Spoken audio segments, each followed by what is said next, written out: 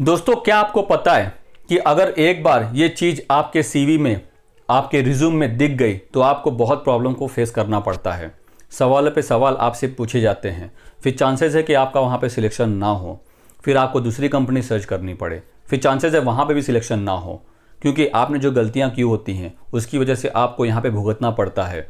तब आप सोचते हैं यार बहुत बड़ी गलती कर दी, ऐसा नहीं होना चाहिए था, ऐसा क्यों मैंने कर दिया, मैंने बहुत बड़ी बेवकूफ़ी कर दी, एक्चुअली ऐसे कैसे क्या मैंने कर दिया। फिर आप सोचने लगते हैं।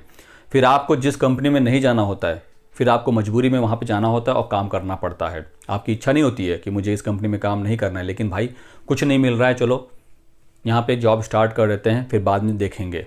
सैलरी वो जो बोलते हैं वो आप एक्सेप्ट कर लेते हैं, जैसे बोलते हैं वैसे आप काम करना स्टार्ट कर देते हैं। बराबर दोस्तों, आप समझ गए होंगे मैं किस चीज़ की बात कर रहा हूँ। मैं यहाँ पे बात कर रहा हूँ कि आप काम कर रहे होते हो, सडनली बीच में आपका 1 साल का, 2 साल का, 3 साल का गैप दिखने लगता है। क्यों? या फिर आप फील्ड को चेंज करके दूसरी फील्ड में जाते हैं, वहाँ ट्राई करते हैं, वहाँ लक आजमाते हैं, देखते हैं कि पैसा मिल जाए। वहाँ अगर नहीं काम हुआ तो फिर आप बैक टू पवेलियन सोचते हैं आने की, कि वापस इस फील्ड में आ जाए, एमआर जॉब में कंटिन्यू करते हैं, ग्रोथ मिलती है, अच्छा खासा है। लेकिन ये आपको अनुभव कब आता है? एक्सपीरियंस फील्ड चेंज करने के बाद, जब आप वहाँ पे खुद देखते हैं, प्रॉब्लम को फेस करते हैं, तब आप सोचते हैं कि यार फार्मा फील्ड ही बेस्ट थी मेरे लिए बेस्ट थी, मुझे जाना चाहिए था, मैं क्यों छोड़ दिया, मैंने क्यों बेवकूफ़ी की छोड़ करके। तो जो गैप होता है दोस्तों, गैप वो बहुत प्रॉब्लम क्रिएट करता है आपको इंटरव्यू में, बहुत ज़्यादा। क्योंकि कंपनी सोचती है कि भाई इसका कोई भरोसा नहीं है, यह भी काम करेगा, फिर 1-2 साल के बाद ये सोचेगा फील्ड चेंज कर देते हैं। ये सोचती है कंपनी क्या सोचेगी, इसको कहीं जॉब नहीं मिल रहा है इसीलिए हमारे पास आ रहा है, 4-5 महीने 6 महीने काम करेगा, फिर कंपनी छोड़ देगा। बहुत सारी चीज़ों को देखा जाता है, परखा जाता है, फिर आपको लिया जाता है, और उसके लिए आपको फिर बहुत ज़्यादा घिसना पड़ता है, बहुत ज़्यादा भागना पड़ता है। क्योंकि आप जब तक रेस में रहते हैं लोग आपको सैल्यूट करते रहते हैं, जैसे ही आप रेस से बाहर, वैसे आपको कोई पूछता भी नहीं। जब तक आपके पास बैग है लोग आपसे पूछेंगे आओगे मेरे पास, आओगे मेरे पास, आओगे मेरी कंपनी में, आओगे मेरी कंपनी में। जब तक आपके पास बैग है, जैसे ही आपके पास से बैग गई लोग आपको पूछना बंद कर देते हैं। This is the fact, this is the real fact. क्योंकि फील्ड पे बैग का होना है बहुत ज़रूरी, वरना उसके बिना कोई भी काम नहीं हो पाता है, उसके बिना कोई काम ही नहीं है। अगर बैग है तो दिखेगा कि हाँ फील्ड पे हैं, तो आपको लोग बुलाएंगे, आ जाओ मेरी कंपनी में, आओगे, वैकेंसी है, ये है, वो है, इंटरव्यू हो जाएगा, ये हो जाएगा, वो हो जाएगा, बहुत बड़ी बड़ी बातें करते हैं। और जैसे ही आपके पास से बैग गई, काम ख़त्म। जैसे ही आपने फील्ड छोड़ दिया, काम ख़त्म। तो दोस्तों ये होता कैसा है, देखिए कि आपको फील्ड चेंज क्यों करना पड़ता है। Maybe chances are there कि आपको समझ में नहीं आ रहा हो, लेकिन ऐसा भी नहीं है कि जिन लोगों ने फील्ड छोड़ दी है उनका अच्छा नहीं हुआ, उनका अच्छा भी हुआ है।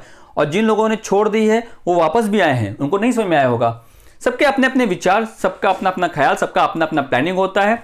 कौन कहाँ पे कैसे ग्रोथ ले ले कुछ पता नहीं है, कुछ हम कह सकते नहीं हैं। इसीलिए दोस्तों अगर आप ये फील्ड छोड़ना चाहते हैं तो 1 बार नहीं, 2 बार नहीं, 10 बार नहीं, 50 बार सोचिए, फिर उसके बाद ये फील्ड छोड़िए कि हाँ अगर मैं उस फील्ड में जा रहा हूँ तो मैं वहाँ पे ग्रोथ लेके ही रहूँगा, वहाँ पे कंटिन्यू करूँगा, वापस नहीं आऊँगा। और अगर आप वापस आने का प्लान कर रहे हैं तो जल्दी आइए, जल्दी आइए। ये नहीं कि 2 साल, 3 साल, 4 साल लगा दें। 3 महीना ठीक है, 3 महीने, 2 महीने का गैप, 6 महीने का गैप कंपनी विल एक्सेप्ट, लेकिन उसके लिए बहुत घिसना पड़ता है, समझ ले। उसके लिए बहुत चीज़ें आपको बतानी पड़ती है, एक्सप्लेन करना पड़ता है, फिर जाके आपका कहीं सिलेक्शन होता है। लेकिन अगर उसका साथ साथ आपका कम्युनिकेशन अच्छा होगा, आपका नॉलेज होगा, सब कुछ चीज़ें होंगी तो कंपनी विल टेक यू।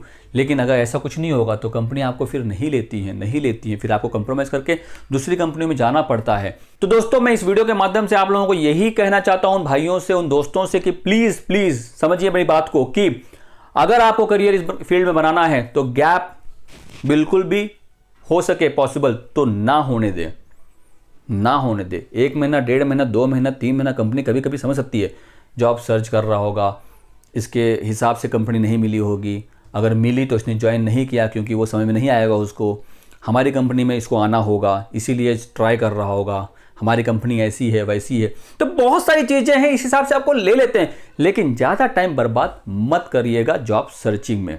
दोस्तों आप लोगों को आइडिया आ गई कि गैप होने की वजह से कितने कितने प्रॉब्लम को फेस करना पड़ता है। और अगर आप इन प्रॉब्लम को फेस नहीं करना चाहते हैं, ग्रोथ को कंटिन्यू करना चाहते हैं, आगे अच्छी अच्छी ग्रोथ लेना चाहते हैं। दोस्तों इन चीज़ों से होता क्या है पता है, आपकी ग्रोथ नहीं हो पाती जितनी होनी चाहिए। अगर आपको मान लीजिए 2 साल में इतना पैकेज होना चाहिए, लेकिन गैप की वजह से क्या होता है आप 6 महीना 1 साल पीछे निकल जाते हैं। फिर जो कंपनी बोलती है आपको उसी सैलरी में ज्वाइन करना होता है। 1 साल जो पहले आपकी सैलरी थी शायद बोलें कि उसी पैकेज में फिर से ज्वाइन करो, रेडी हो क्या तुम?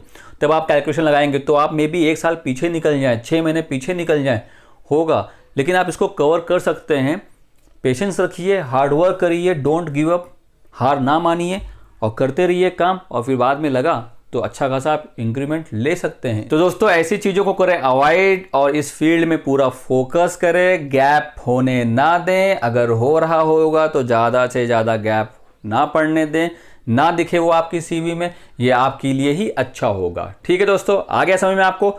सो thank you so much for watching video. Please keep on watching. Bye bye, take care.